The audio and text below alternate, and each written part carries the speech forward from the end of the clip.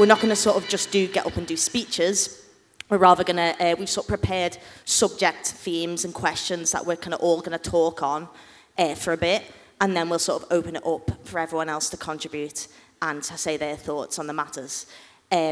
So some context. So when Manchester Momentum, you obviously all know what Momentum is, and over the last sort of year or two, we've been kind of making it a project that Manchester Momentum is also a cultural force in Manchester and not just a political one, for reasons that we think that is the way that we can keep building the momentum of Corbynism and keep people still interested in being involved in the Labour Party and being involved in politics.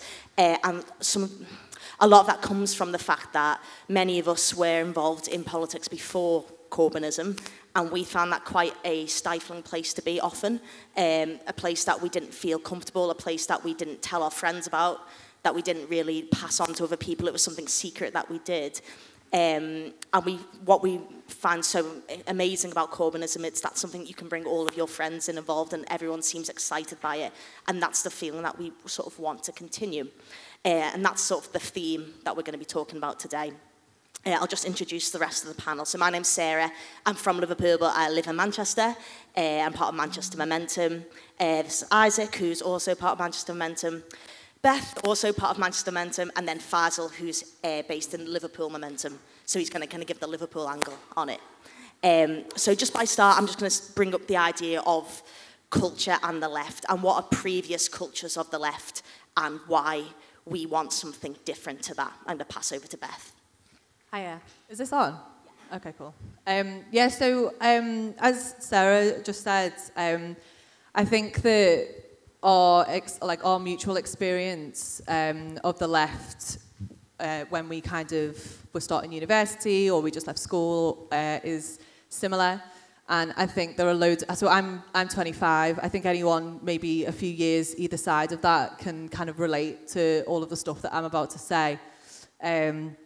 And I've spoken about this quite a lot to many, many people all across the country, and they all kind of seem to relate to it in at least some ways.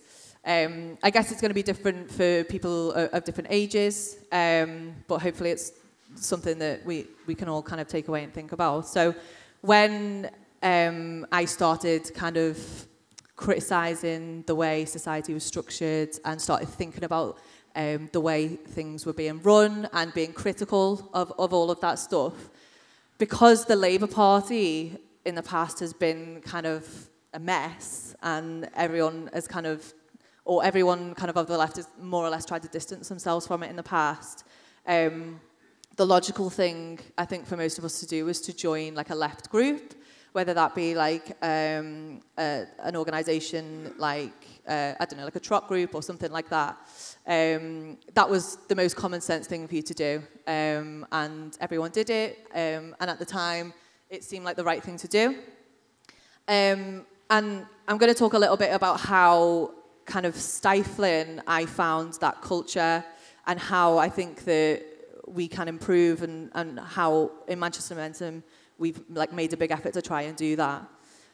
So I found that I was being kind of invited along to meetings that were really kind of rehearsed. They had the same people there. They were talking about the same topics, more or less, on like a fortnightly roll. And you would hear people at these meetings who had done the same speech at the same meeting, maybe 6 months before. And it kind of felt a bit like Groundhog Day.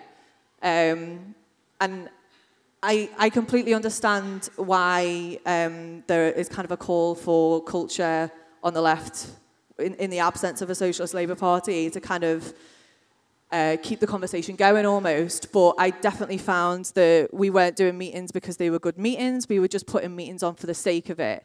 And no one was kind of giving a second thought to what those meetings would be, or how we could kind of try and attract more people to come and stuff like that.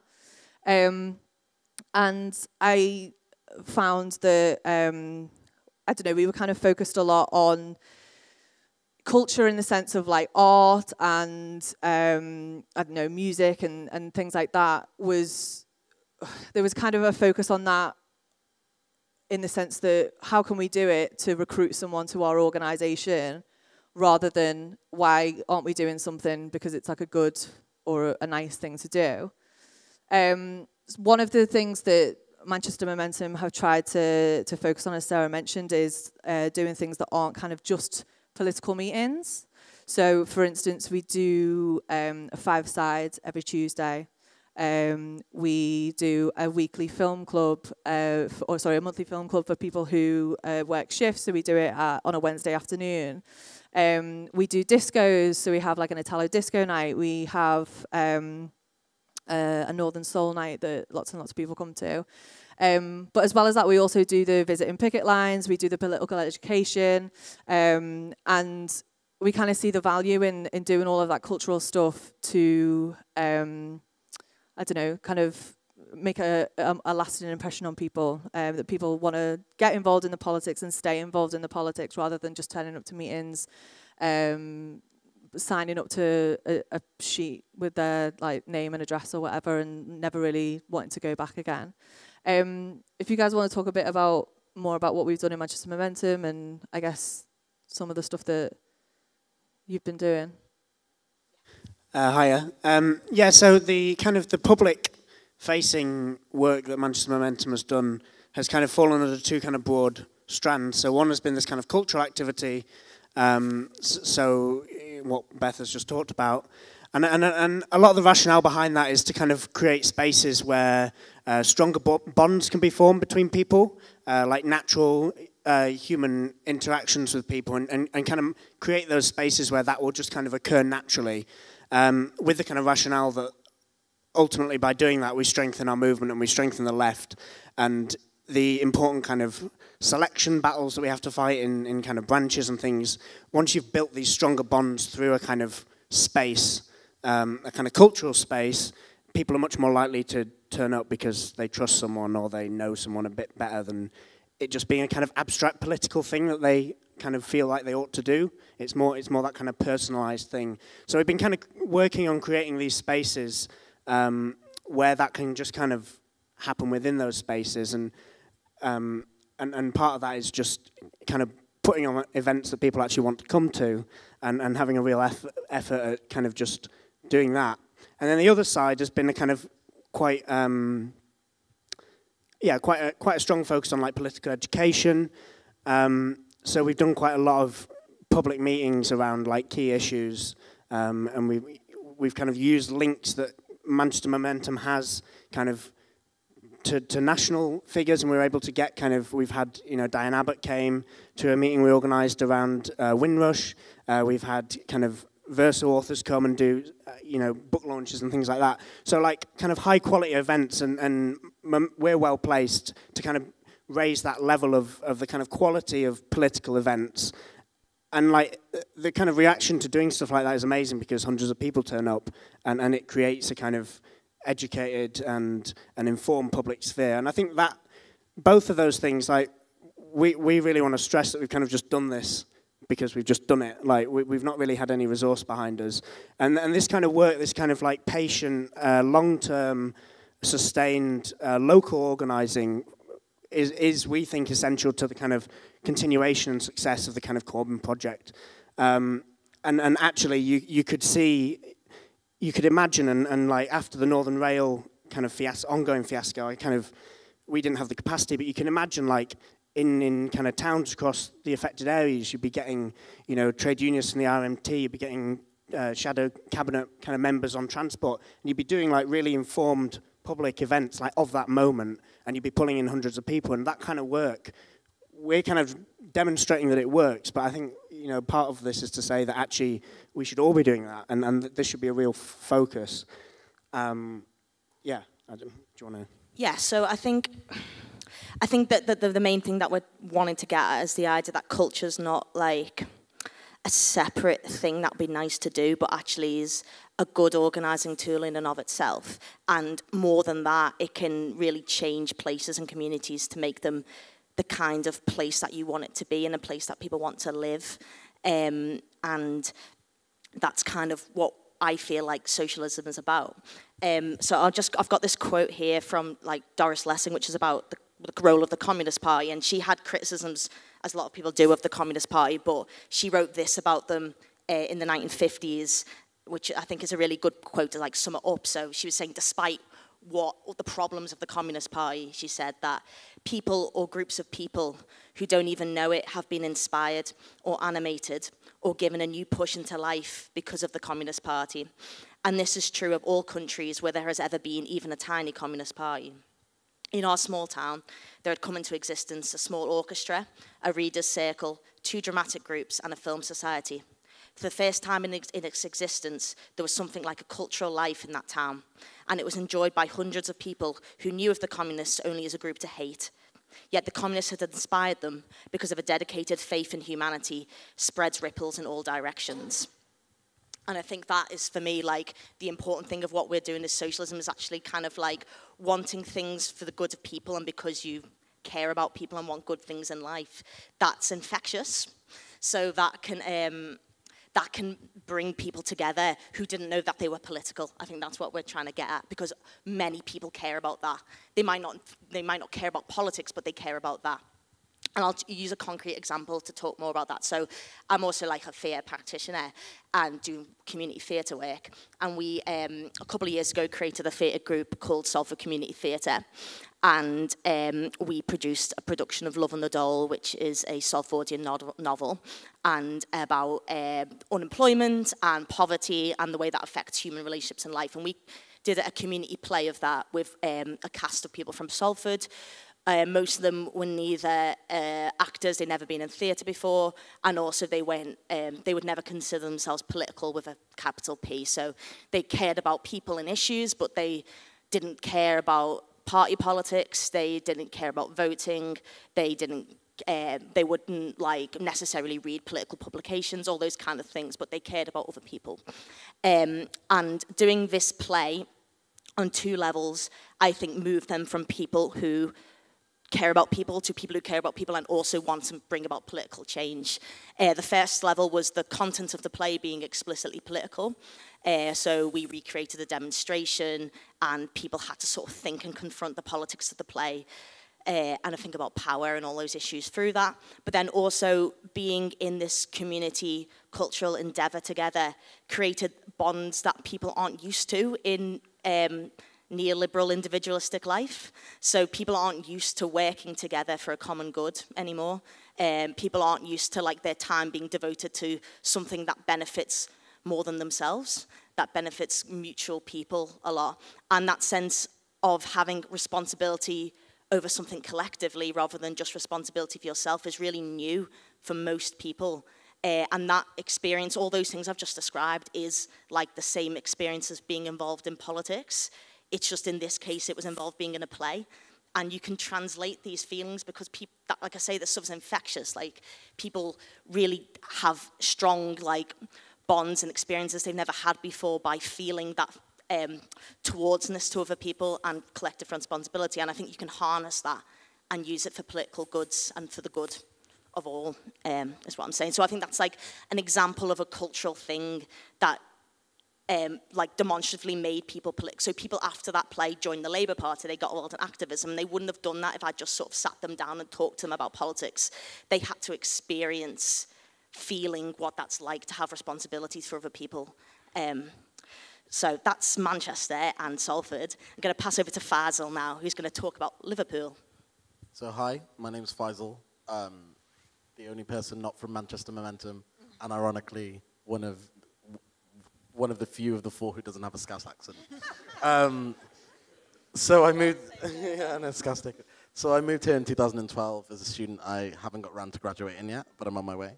I got involved politically, sort of like in my first thing of politics in 2013 through the student movement, Occupations in University. But I didn't really bother doing much or joining any sort of like fringe organization until anything that happened until 2015, when the whole Corbyn thing happened. So today I'm going to talk as like a representative of Liverpool Momentum about the political landscape for our movement here in Liverpool and the challenges we've faced organizing a political culture. And then I'll go on to talk about what we can learn from the great activities that Manchester Momentum have done, and maybe some reasons about why I'm skeptical slightly skeptical that we can imitate the same thing here. So the resurgence of the popular left here in Merseyside began in like 2015 during the Jeremy for Leader campaign, before the formation of Momentum, an organisation called Merseyside Labour Left was formed. Beth was there at the first meeting. I remember her saying to me that it was bewildering. It was like a meeting where people who'd never turned up to politics before were going to. And I'm sure you've all seen this all around the country. People who've never done anything with politics turning up because of this bizarre thing that's happening. Are you going to say the story about Maregis? About my residents? No, I was going to talk about your parents. All right. I'll just tell a quick story about Maregis first. Is that all right? So if you're from Liverpool, you probably know Maregis. It's that nice pub next to Lime Street Station. And that was the first place we had a meeting when Corbyn had been elected. And they let us in, and because they were so excited at the prospect of Corbyn doing anything in politics or socialism being on the agenda in any way whatsoever, they made us like 150 dough balls for the meeting, and like gave us, we were just eating these dough balls for hours, and that, I guess in the same vein, like seeing people who aren't necessarily outwardly political be excited about something was really, really nice. Sorry for interrupting. No, that's okay. And I remember something that Beth said, another thing that really stuck with me was that her parents, who had voted Labour their entire lives, turning up to their first political meeting. And, you know, this was imitated all over the country, as I said before. So this new era of politics signalled a new hope for the Labour left in Merseyside. We expected, like, hundreds of new activists, a new way of organising that would bring us towards, like, a socialist culture and a socialist government in the UK. People spoke about their ideas for the left. We spoke about bringing political reading groups, cycling clubs, socials, community organising, youth groups, wider activities. However, today I'm going to talk about why these things didn't happen or haven't happened yet. So the first thing I think that we fell into was, quite soon on, we fell into the traditional traps of the organised left in the UK. So things such as motions debates. Now, I'm not saying these things aren't important, but they can be quite blocking. Meetings deciding committees and subcommittees and sub-subcommittees of those committees, and the never-ending swathes about decisions about constitutions and constituent groups, questions over membership for small fringe left organizations, and people who I'd probably describe as wreckers from the established left, trying to come in and make the political project essentially their own vanity project. All of these things, which I'm sure you've all seen around the country, one of the main reason, I'd say, that fatigue hit us and we weren't able to do all the great things that we wanted. Another reason was from very early on, we were lambasted by the right of the party. Although other groups, including Manchester, have faced this, and also I don't think, you know, it really is, like, it's not really a proper excuse. But we were faced by a fight, and all of us were faced by a fight on multiple fronts to achieve our wider aims. Locally, the CLPs in Liverpool were dominated by an established Labour right, who over time, and in the proud tradition of Liverpool Labour boss politics, refused to capitulate any power to the new left. We spoke at meetings about the savage nature of the cuts, how we should better fight Tory policy locally, and they spoke about entryism, and they spoke about Trotskyism. Words that didn't really mean a huge amount to most of us. The fight took up so much of our energy and time. In hindsight, I think we probably over-focused on it, rather than gain cultural power in the city. Like, it doesn't really matter if they hate us, because we can gain political power amongst people. Also, obviously, there was the fights to defend Corbyn's leadership in the constant coups and attacks in the media. Secondly, and this is also very important, we faced scandal after scandal. I won't go into a huge amount of detail, but because I'm sure it'd take up ages of your time, but our grouping here in Liverpool was spoken about greatly in national media, with accusations and exposés, and we personally, and I include myself in this, were constantly in battle mode. Anxious about new members at our meetings. You know, you go to the Labour left for a year, and then suddenly you think you're the establishment of the Labour left. So anyone new who comes, you're like, oh no. Stopping people from using their phones in meeting, I remember. We were like, right, none of us are using our phones. And this sort of, you know, a few other things like creating private mailing lists and falling into the same traps of the old left that, you know, that we all know so well. So this sense of paranoia, I believe, was not conducive to a productive political atmosphere. No one can be productive if they're in a sense of constant paranoia. And I'm not saying it's our fault necessarily, but it's just what happened. So if you're paranoid, you're not able to bring in people in the non-traditional means in the way that Manchester Momentum has.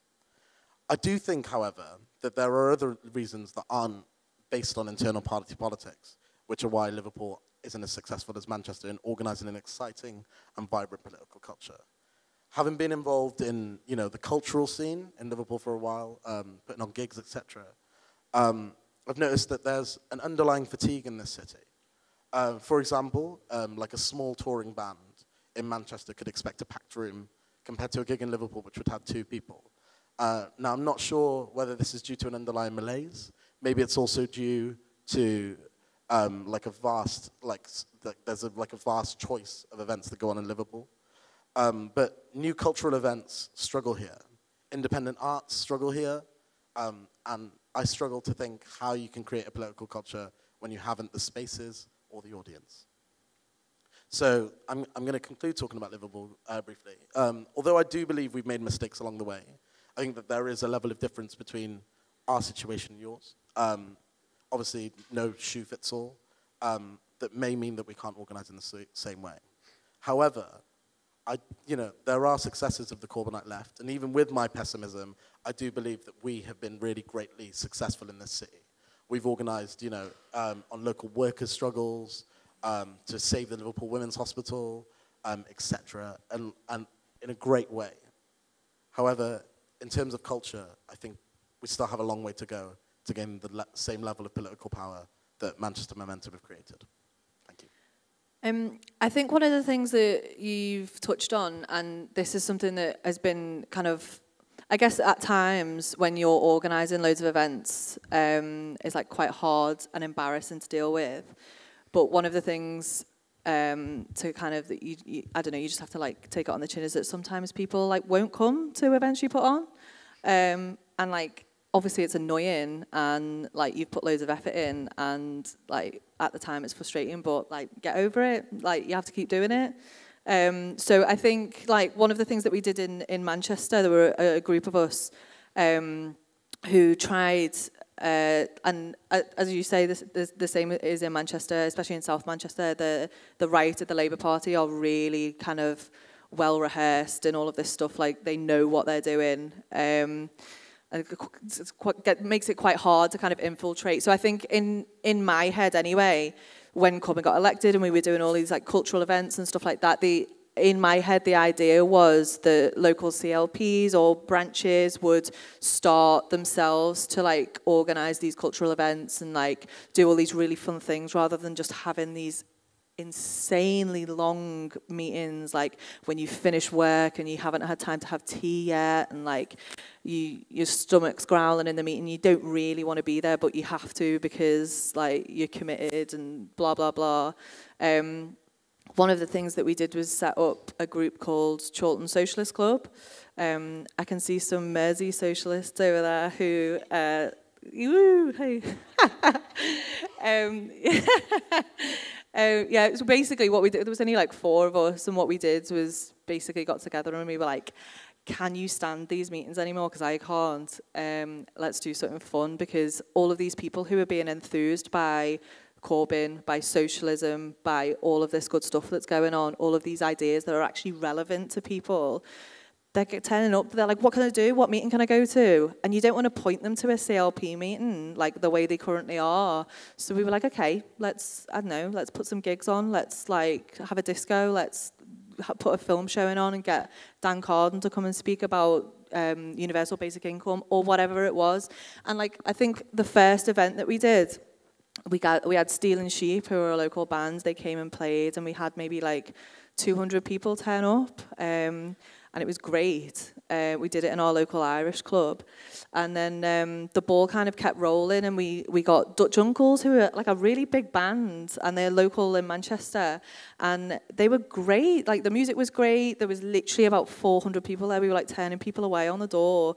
And they were like speaking in between songs about socialism and speaking about how like one of their dads was running to be a Labour councillor in Stockport and stuff, and it was amazing. And all of these people are kind of coming up to us at the end of the gig and being like obviously like saying thank you or whatever, but also being like, I would never have got involved with Labour if like stuff like this wasn't going on. So we kind of kept doing it, and obviously now we've branched out over here to Merseyside as well, with our friends over there. And as I say, that's what we want. I think, anyway, that's what the goal is, to get CLPs to be doing that, and the Labour Party to be the force that does all of this cultural stuff. At the minute, it's not in that state because we've kind of almost hit a brick wall with the Labour right, and they're kind of still dominating a lot of places. But hopefully, if we keep going, it'll change. Just a couple of things that kind of popped into my head after what Faisal you were saying. I think a really important thing to stress about all this work is that it's actually a very profoundly kind of powerful organising tool as well. So kind of the themes that have come up about, you know, the brick wall of the internal democracy or lack of within the Labour Party, and the kind of internal structures of the Labour Party, and all that kind of stuff. It's kind of profoundly draining to people and profoundly, you know, like uninteresting, unless you know why you're doing it. And I think it just turns a lot of people off. And there's a massive risk. You know, what happened 2 years ago? 2 years ago with the first leadership election, and then the second leadership election, and then general election, is that you kind of have this natural upsurge of kind of social power behind the movement. And I think there's a real risk that kind of energy and that power is just going to drain away. And these kind of initiatives, we think, is a kind of really powerful tool for kind of organizing and bringing people into the movement and saying, like, so, like, for example, we're running now this regular Northern Soul night, and my friend is kind of leading on that, and she's a Northern Soul DJ down in London, and she just moved to Manchester, and you know, she you know, has supported Jeremy Corbyn, supported the leadership campaign. She's political, didn't really know anything about the Labour Party, kind of wants to get involved. And we were like, well, just run this night, and that's a job that we don't then have to do. And now she's kind of doing that, creating, again, that space that's like, you know, part of this ongoing program of sustained events. She's putting in the work, she's getting a lot out of it, and then from there, she's then moving on to kind of becoming more kind of aware and engaged with the kind of party stuff as well. And my own journey is the same. Like, 2 years ago, I didn't really know anything about the internal dynamics of the Labour Party, and I think it's more through these kind of like, you know, it's interesting to put on an interesting event about housing or universal basic income, or to throw in a good cultural event. Like, that's quite an engaging and interesting thing to do, and that brings people in. And I think we need to be really, really aware of this, because, you know, people giving their time to the movement is a really precious thing. Like, we don't have to be doing this. We all, you know, and I think we sometimes feel this ourselves. We're like, you know, we've got lives and we do other stuff, and this is really draining sometimes. And I think it's really precious that everyone who does stuff, you know, chooses to do that. And I think we need to be really aware that that is really precious, and we need to kind of nurture that and create spaces where that can kind of bloom, I guess, and kind of grow roots, to extend the metaphor. And then just the other thing about kind of like what you were saying about the situation in Liverpool, and the kind of coming up against the brick wall of like internal opposition within the party. In a way, in Manchester, you know, I don't know if you share this, but I feel like by focusing on this kind of like very outward-facing strategy for momentum, we've actually gained a lot of political power and influence across the city, because we're creating the political weather, and we're changing opinions, and a lot of the councillors kind of listen to us, and you know, we're, what? And want to be our mate, yeah. So they come down to our stuff, and it's like, you know, by creating that kind of buzz and that kind of social energy, you actually do create power, not necessarily through the kind of like trench warfare of the party, but you're creating a kind of, you shake the weather. And I think a really, really good example has been what's been happening around housing in Manchester over the last few years. So I'm also a kind of coordinator of Greater Manchester Housing Action, which is a kind of a kind of broad housing campaign, one of the broad housing campaign groups in Manchester. And it's really noticeable, like the situation around housing in Manchester is pretty dire. Manchester Council kind of have pursued a very like developer-led kind of growth model over the last kind of 20, 30 years, financialisation of property in the city centre, no social housing, no kind of Section 106 collection of receipts from developers. But there's a massive kind of political wave now behind kind of trying to turn that around and changing the policy of the council. And I think one of the things that's really interesting is that earlier in the year, there was this kind of big, just before the May elections, there was this big crisis thing for the city council leadership around housing, because there were a couple of reports that were kind of dropped, basically outlining their kind of very poor record on social housing provision. And because we were in a place then, and because we've been building up for 2 years this kind of profile and this seriousness, along with like kind of alliances with a kind of wider extra kind of Labour Party left in the city, we were able to kind of really cause a big crisis for kind of our the right of the party who control the council. And I think these examples kind of show that actually this stuff is politically powerful as well, not just kind of interesting or whatever. Just to go in on that, I do think, I mean, I totally agree with you, and I didn't mean at all that, like, by doing culture, you're not focusing on party politics. I do think that our focus on party politics may have possibly turned away the sort of people that we really need. So we've done it as a double-edged sword. We've left organizing culture too late now, that possibly we haven't got the people with the skills to create cultural events that will gain us more political power. But I do think that there is hope. I mean, I think really what we should all take away from this meeting, whatever momentum group you're from in the country, is to go on Facebook, to go on Manchester Momentum, to go on events, to look at all of the events they've done in the past, and just be like, oh, could we do that here? Because it isn't that hard, really, and we can all learn a lot from them. Do you want to open it? Sorry. I was just going to say really quickly, one of the other things that I think is really, really important and is that, as Isaac was saying, that people kind of devoting and giving up their time to stuff like this is really, really important. And we should, like, everyone should be appreciative of that. But like being able to recognise that people kind of can contribute in different ways.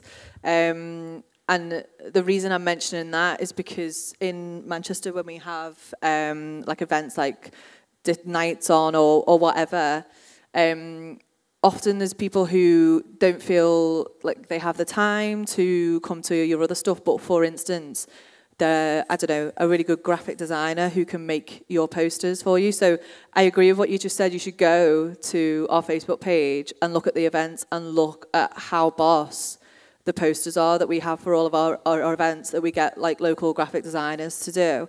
And that in itself is like kind of forging a nice relationship with people who might not have seen themselves as political before, but they're making a political poster. That's what they're good at, and that we need it, rather than us just going on Microsoft Word or whatever and making a shitty little poster in like Word art. Get someone who can actually do it. And that's the same for like loads of stuff. It's not just like for graphic design. Like people have got loads of different talents and like loads of different skills that we can utilize loads of them for the movement. Yeah, I'll open up in a sec, but just draw these points together. I think surely like sometimes I think of what we think of socialism and then what we do are sometimes so separate things, because actually like not everyone has to do everything or be good at everything, and isn't that what we all believe in, that like everyone can contribute in their own way to something and everyone's useful contributing in their own way, and that's what collective responsibility is. It isn't like everyone always thinking that they have to be the most political person ever, because that's not possible for everyone, but that doesn't devalue the people who can't do that, because we're all meant to believe in a society that's built with the collective effort of all, right? So we should practice that more in our movement too. And that could be from the small to the big and all sorts of different ways. Yeah, so I think it's it's 20, I think we could sort of think of closing around 4 o'clock, but it probably depends how the discussion goes. So we have maybe like 20 minutes of discussion, then we've got a message from Ken as well. So we just open up to discussion. Obviously, it doesn't have to be questions, but also just in the spirit of everything that's just been said, be mindful of other people might want to speak and keep your contributions at a normal length. So yeah, but yeah, do you want to take the mic? You can send this one around. We've got a few. No worries. Yeah, thank you. I found that really interesting, and I think one of the points we were just going to make was around what you talked about earlier on in your contribution was almost like you encountering the established left within the communities that you were trying to organise in, and then the barriers that you felt. And I think this is the great, probably big unspoken clash that no one really wants to talk about, is that there is people obviously who've been around for many years, and I include myself in one of them. You know, I'm only in my mid-30s, but I've been around for years, it seems, who ultimately would be either in the party or outside the party before, I suppose, socialism was fashionable, where they're trying to organise things, trying to organise demos, trying to, you know, and then the movement now which has popped up, unfortunately, some of that can be seen as threatening power bases rather than actually this is great. Because in the old days, probably 70s, 80s, what you had, the main probably avenue that people went into political activism through was probably trade unions, wasn't it, really? Trade union movement were 80% organised or whatever amongst the workforce. Now it's 20% across the country. And one thing we have to acknowledge is that the other 80% of people out there who were workers and things, who were in probably the gig economy, low income, you know, low rights, etc. All the things that you've just been outlining, they are probably the bridge to get them into political activism. It's stuff that they get, that they can come along to. But what you've also got to have, and this is what I think where Liverpool momentum can maybe grow, is acknowledge that actually it hasn't got to be either or. So within every group that we organise, you have the hardened political people who are going to go along to the CLPs, who are going to go along to the meetings, who are going to navigate the party structures. But then you have also the people who are not going to do that. So the question at the end of that rather lengthy diatribe was, in Manchester Momentum, how were you managing those sort of clashes, if you know what I mean, to make sure you're able to work effectively with the people that do work within the party structures and stuff, and that you're not seen as a threat almost to them, you know what I mean? Yeah.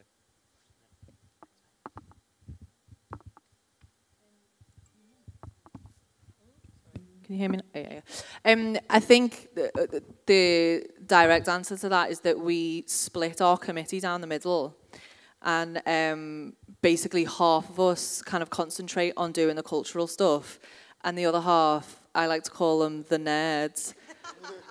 There's one.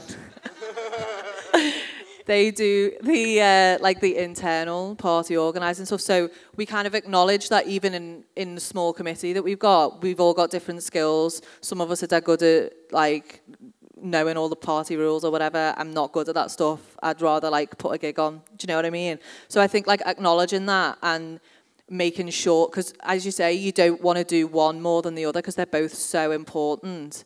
Kind of acknowledging that and basically having someone focus on each of them as like their thing has worked really well for us, I think. I don't know if you want to add anything on to the end of that. Yeah, so yeah, at the back, and then we'll go straight to you after. Sorry. So she's going to speak. Me? No. She'll go first and then yourself. Okay. Hi, just a question, simple question really. The events that you put on, do you keep them just purely for Labour Party members or do you open them up wider to the community? No, not just Labour Party members. It's as wide as possible, really. And there are people who are Labour Party members who don't go to Labour Party stuff. There's people who aren't members, and then there's the usual the usual people as well. Yeah. Okay, thanks. So you've got Okay, I really want to reinforce what was said. from the stage, from the gentleman at the end. I am on the boundary between Salford and Manchester. Literally, my road is the boundary, right? But my postcode is Salford. What I have found is the council is so embedded and feels safe within the structure, right, that we've been talking about, which has been going for so long, that anybody who is critical, of course, is the enemy. Now, I happen to be partly involved with a newspaper called Salford Star, which you may know about, has been doing a big criticism about the development of high-rise buildings and none that anybody can afford in Salford. Consequently, they cut the money, they do anything they possibly can to destroy the reputation, even though with all of it, which is said, is socialist. And the Labour Party doesn't like it. So that is one of the enemies. There is a safety amongst older members in the Labour Party in keeping to those structures. They feel secure with them. And anybody who goes outside, they see them as the enemy. The other thing I just want to say on a totally different tactic, which is relating to what the gentleman was saying a minute about Liverpool, some of the things that have been arranging momentum in Manchester are what has always been done in a community, either under the church or some other group or a youth group. It's always been done. We know how to do it, right? I happen to run something called Friends of Kersal Moor, which is an environmental group. It is a group, we do all sorts of things. It's not a thing we don't know how to do. We know how to do community things, whether it's with youth, you know, with sports or whatever. We know how to do that. What we just need to do is use it for the benefit of real socialism. So those are my two comments I want to say. We have an enemy, which unfortunately is the diehards in the Labour Party who do not want change. And we also have lots of abilities and skills of things that we've always done in communities. We just have to bring in a political dimension. So we can say, let's this week talk about Brexit. Do we want to? But let's talk about it. So everybody can say that, yes, I know. But you know, bring a bit of education into it. Thank you. Is there a mic out, Faisal? Cheers. Me first or the other one? You go first. Me. Hi, I'm Tom. I'm on the exec of Birmingham Momentum. A lot of what Faisal said rang true for how he worked in Birmingham. Birmingham also had the additional problem that when Momentum was set up, Birmingham was split into 3 separate groups. We've only recently merged as a whole city now, and we've sort of taken it as like an opportunity to like have a whole sort of rebirth of how we organize in the city. And that's why I really just wanted to say thank you, because it was so interesting listening to this. I've been an admirer of you guys for afar over Twitter, and I really just want to try and bring as much of this stuff back to Birmingham with me, because I think the way we've organised so far, it's those sort of nerds, as you say, then that's the sort of people we've got, and that's good because Birmingham's sort of like the Mordor of the Labour right. So it's good that we've got those people because they're really important, and the CLPs, a lot of them are just absolutely only exist on paper. So if anything's going to happen, it's got to happen outside of those for the moment. Yeah, I'm just rambling now, but I really enjoyed your talk. In a way, I'm glad Ken Loach isn't here because I got to hear more from you guys.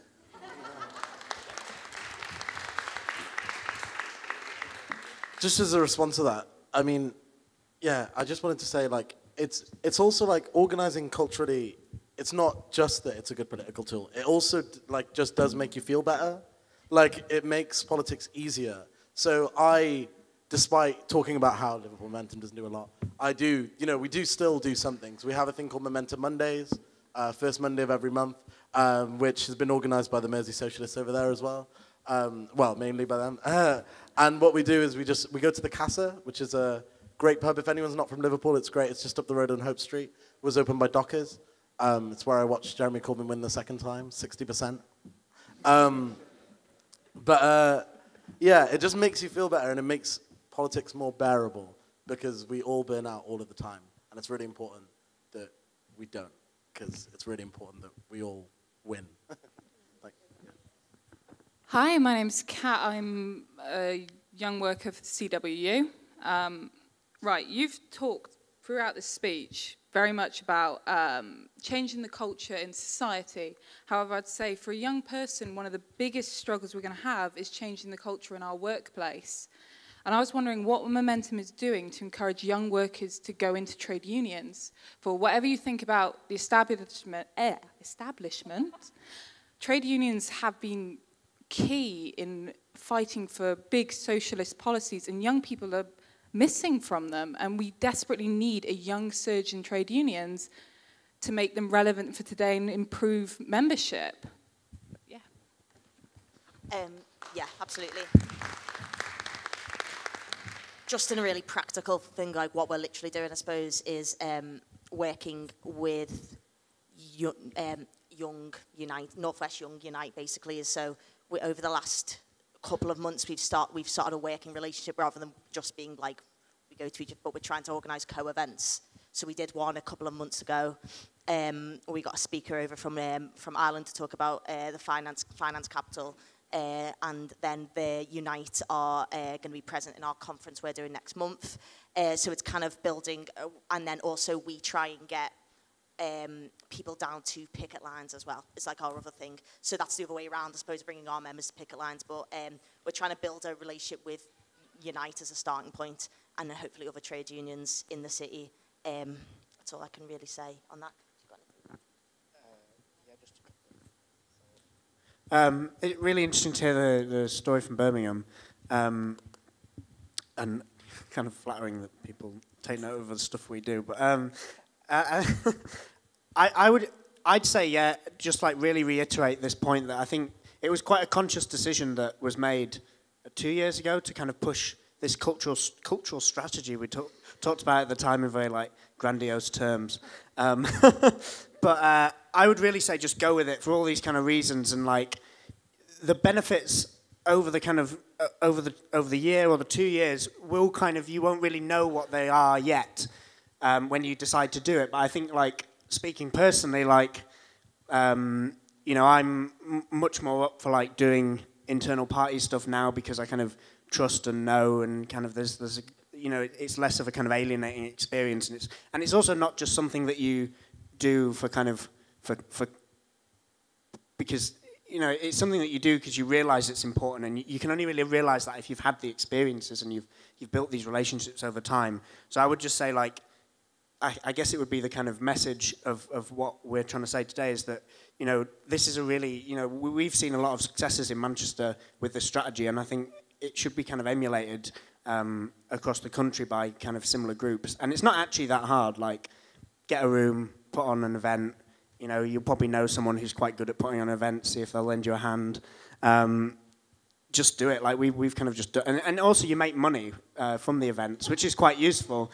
So we've, you know, the more successful events, you can raise a few £100 here and there, which then you can book better speakers, and, you know, it kind of builds and builds. And then just that last point about kind of church groups, and I think that's a really important point of, like, this is exactly where the left needs to be moving, and it's what the left in the UK and kind of globally used to be really, really good at. So there was a really fantastic article in Jacobin few months ago about the kind of the history of the UK socialist movement and the world within the world that it used to create, and it mentions kind of Manchester Momentum as a kind of, you know, seeds of a potential future. But that kind of tradition is exactly where we need to be going. And I think one of the we saw a play of a book called Returning to Reims by a kind of French sociologist, which describes the collapse of the French Communist Party in kind of post-industrial northern France, and how the Front National kind of now hold those regions. And it talks in real great detail about, similar to what Sarah said, about the role that the French Communist Party had in these communities, and how it was kind of smashed. And I think, you know, this kind of work, we're almost just kind of showing that you can kind of do it, but it really needs to be serious, made much more serious, and kind of pushed forward. And yeah, I think there's a lot of. Yeah. Sorry, just a point on the trade union question.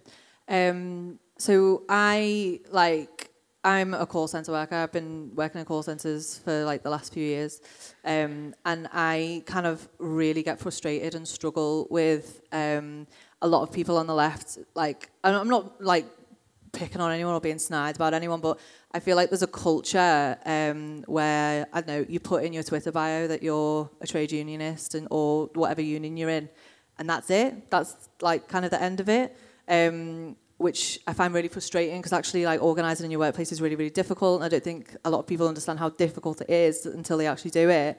And I would love to see kind of, I know Momentum are really good on kind of publishing like stuff to do with trade unions and struggles and things like that. But I would love to see, I don't know what it would look like, but some kind of national initiative that would like, I don't know, like encourage more people to not just join a trade union, but also like organise in their workplace. Because I often think that people pay lip service to it and don't kind of follow through, if that makes sense. But yeah, I don't know what it would look like, but I completely agree with you. Who's got the mic? Yeah, it's not a question, just a quick point, really. Thank you so much. That was really inspiring discussion and totally inspired by your work. As the guy from Birmingham was saying, I'm from Exeter and have been on the exec and Momentum there, sort of briefly. That I sort of thought we were the Mordor of the Labour right, but anyway, there's apparently a few. Yeah, so I just wanted to say that like we're sort of still aspiring in Exeter. I think it's different in different places, as Faisal was saying with Liverpool, like the struggles you've had in Liverpool. We're aspiring to Manchester Momentum in terms of like putting on gigs. Like we have done a few things. Sometimes we've lost money and got terribly demoralised, but also actually. A friend of mine, Holly Jarrett, I think she's currently in the Labour Women's Forum at the moment.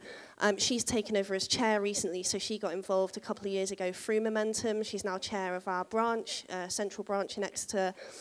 And she's also been inspired by your work, and the approach that she's taken with a few of us kind of encouraging her is to actually like invite members of our branch to talk about the stuff that they're doing outside of Labour Party work. In branch meetings, so she's kind of getting on with some snappy chairing, and then like an hour later, somebody was invited to talk about the Free West Papua campaign because they've been working in West Papua until recently. I'm talking about some work I'm doing with trade unions actually, and cultural work in trade unions, and also some teaching I'm doing on activism. So yeah, just ways of thinking about that cultural stuff, but like actually happening within the party, sort of the formal party structure as well. That was all really. Is there another mic with someone? Brilliant.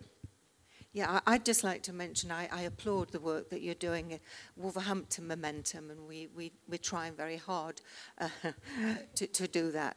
But what concerns me as well is that, you know, you've not mentioned democracy. You've not mentioned how we can influence our elected members. I see that as a bigger challenge, as big, I should say, a challenge as getting our more members and getting members to want to vote with us, unless we bring democracy back into the party.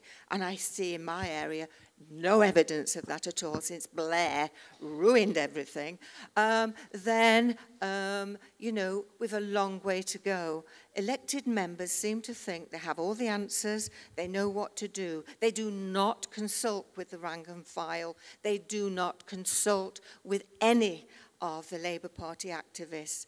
And I think that is something that we really, really have to work on. The work that you talk about is great, but we have got to work on bringing about democracy. I'm sure many of you are perhaps going to other events later this evening, the NEC, the backward steps, in my view anyway, they're taking. So, let's not forget, we have to bring back accountability to our elected members. We get them elected, they need to continue to listen to us and consult with us.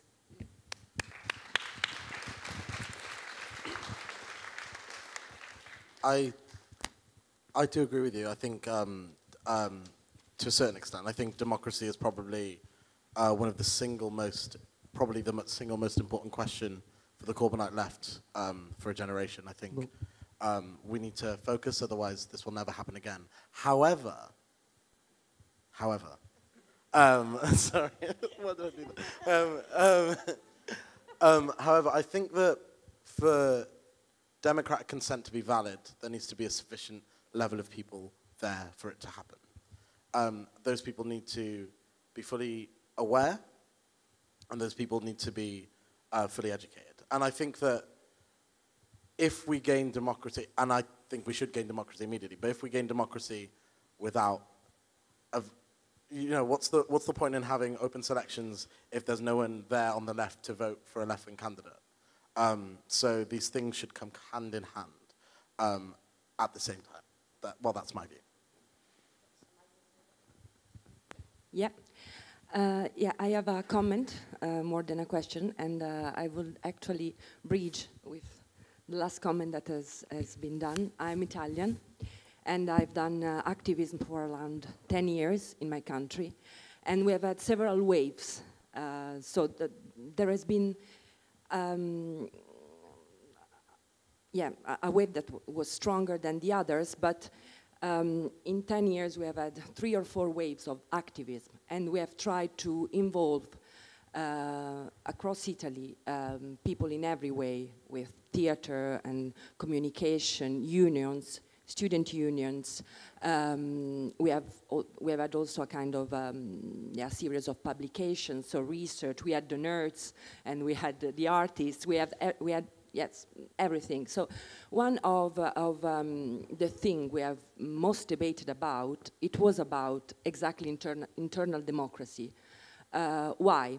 Because there is energy and you want to take the wave and make the most of it. So have members and attract people.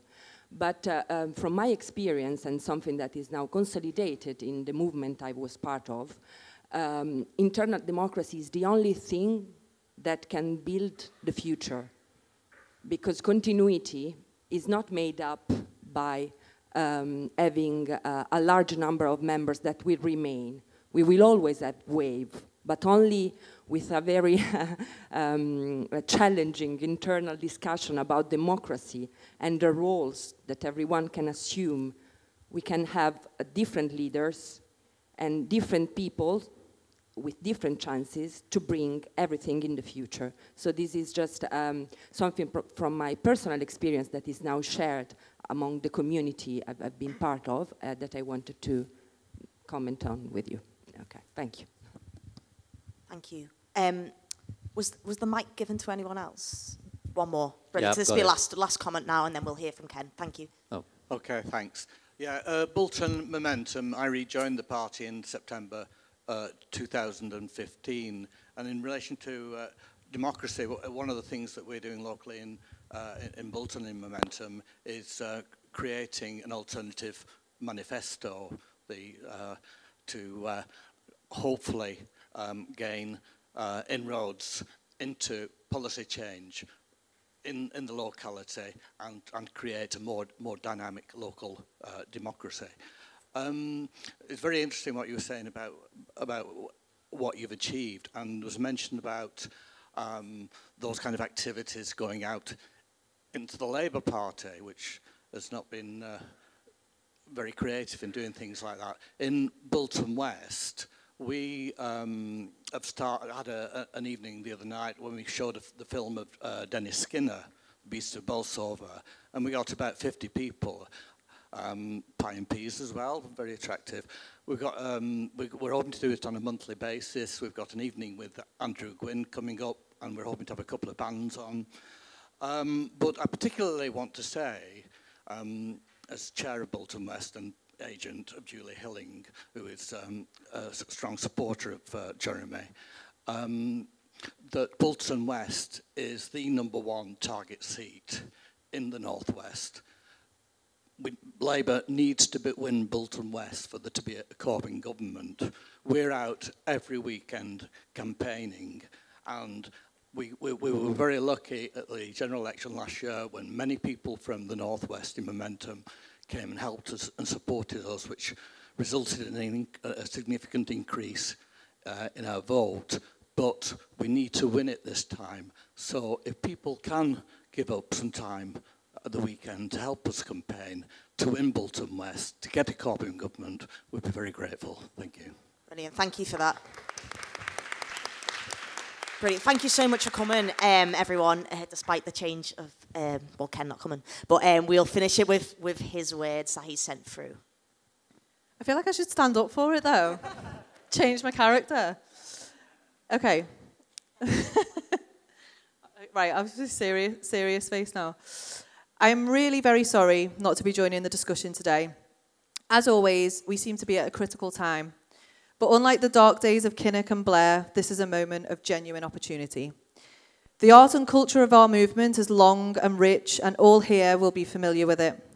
Through it, from writers and musicians, and in pictures and in songs, we know of the struggles of peasants in the Middle Ages, to the working class of the Industrial Revolution, to those who have fought colonialism, and now of those who fight against poverty, exploitation, and imperialist wars. Our task is to tell the truth. We can express it in many different ways, in forms as varied as our imaginations can create. For me, the words of Bertolt Brecht ring true, and I always thought the simplest of words must suffice. When I say what things are like, it will rend the hearts of all. That you go down if you don't fight is surely clear to you.